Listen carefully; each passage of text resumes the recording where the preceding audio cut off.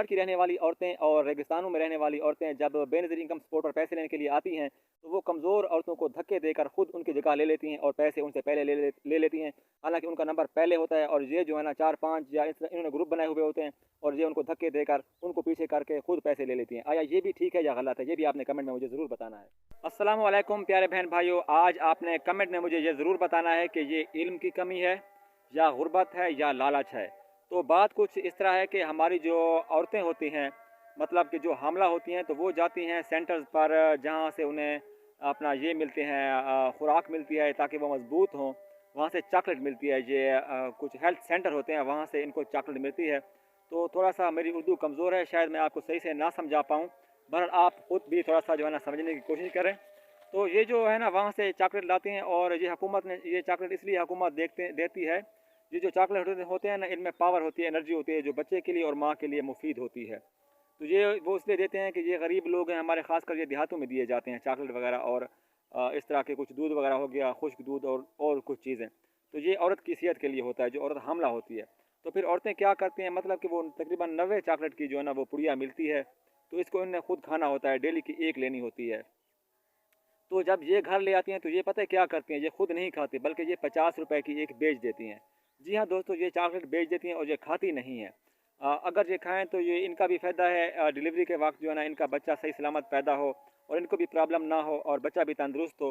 तो ये अब आपने ये बताना है कि ये इल्म की कमी है या गुर्बत है, क्योंकि गुर्बत की वजह से भी लोग ऐसा करते हैं। अब आपने ये बताना है कि ये इल्म की कमी है या गुर्बत है या जो ना शऊर इनमें नहीं है कि ये हुकूमत हमारे लिए हमारे फ़ायदे के लिए कर रही है। तो ये जब बेचती हैं तो उन औरतों से कहती हैं या जिनको भी ये देती हैं उनको कहते हैं कि साशे हमें वापस करने हैं, मतलब कि 90 साशे होता है। तो जब ये 90 साशे इस्तेमाल हो जाता है तो फिर ये कहते हैं कि 90 साशे आपने हमें वापस करने हैं। फिर ये 90 साशे दोबारा हेल्थ सेंटर पर जाकर कहते हैं कि जी हमने इस्तेमाल किए हैं, अब आप हमें अगले दें। तो फिर वहाँ से इनको अगले मिलते हैं और वहाँ पर भी सबको पता है कि ये इस तरह का काम हो रहा है, लेकिन उसके बावजूद भी वो लोग इनको देते हैं। अब आपने ये मुझे बताना है कि ये गुर्बत है या लालच है। अरे बहन भाइयों, अभी ऐसा करते हैं कि अभी एक इस्लामी सच्चा वाक़या आपकी नज़र करते हैं। आऊज़ु बिल्लाहि मिनश्शैतानिर्रजीम, बिस्मिल्लाहिर्रहमानिर्रहीम। प्यारे बहन भाइयों, तो शुरू करते हैं आज का सच्चा इस्लामी वाक़या। हज़रत मूसा अलैहिस्सलाम फरमाते हैं, इज़राइल कैसे आए हैं आप?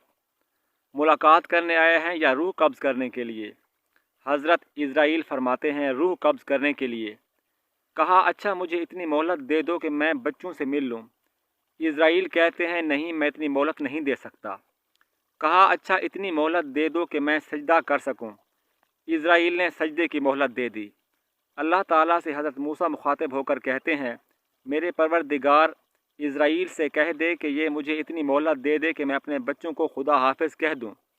तौहीद जोश में आई। अल्लाह ताला ने इज़राइल से कहा, इज़राइल ये मेरा बंदा है मूसा, इसको अपने बच्चों से मिलने दो। इसका एक बच्चा बिल्कुल छोटा था। अल्लाह से फरमाते हैं, परवरदिगार मेरे छोटे छोटे मासूम बच्चे बर्बाद हो जाएंगे। इसके बाद अल्लाह ताला फरमाता है, मूसा असा उठाओ। मूसा ने असा उठाया, दरिया की जानिब जाने का हुक्म मिला।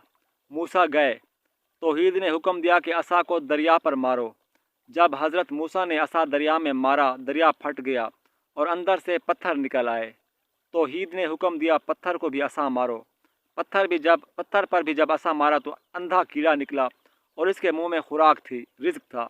मूसा, जैसे मैं इसको रिज़्क दे रहा हूँ, तेरे बेटों को भी पाल लूँगा। तौहीद से हज़रत मूसा ने दरख्वास्त की कि इज़राइल से फरमाइए कि आकर मेरी रूह कब्ज़ कर लें, क्योंकि बच्चे तेरी हिफाजत में हैं, अब मुझे कोई फ़िक्र नहीं।